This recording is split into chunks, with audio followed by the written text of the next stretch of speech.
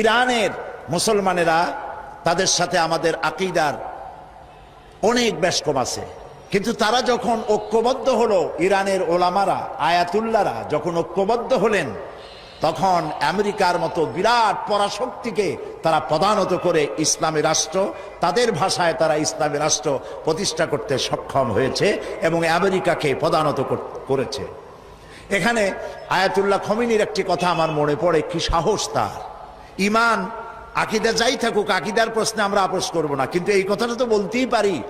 যখন আমেরিকা তাকে বলেছিল যে আমার দূতাবাস থেকে যে 56 জনকে গ্রেফতার করা হয়েছে আমেরিকান, এদেরকে ছেড়ে দাও, তা না হলে তোমার খাদ্য রসদ আমেরিকা থেকে যত সাহায্য যায় সব বন্ধ করে দেওয়া হবে। আয়াতুল্লাহ খমেনি জবাব দিয়েছিলেন আমেরিকান প্রেসিডেন্টকে, তুমি কারে খাবারের ভয় দেখাও?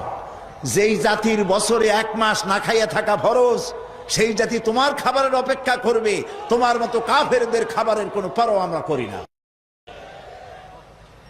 মুসলমানেরা যখন ঐক্যবদ্ধ হয়েছিলেন, আল্লাহ তাদেরকে বিজয় দান করেছিলেন। সেখানে ঐক্যবদ্ধ হওয়ার জন্য আসুন তাওহীদের উপর ঐক্যবদ্ধ হই, খাতমে নবুয়তের আকীদার উপর ঐক্যবদ্ধ হই, শিরক এবং বেদাতের বিরুদ্ধে কথা বলি, একই সুরে বলি, একসাথে বলি, জীবনকে বাজি রেখে বলি। আল্লাহ তাআলা তৌফিক আমাদেরকে দান করুন।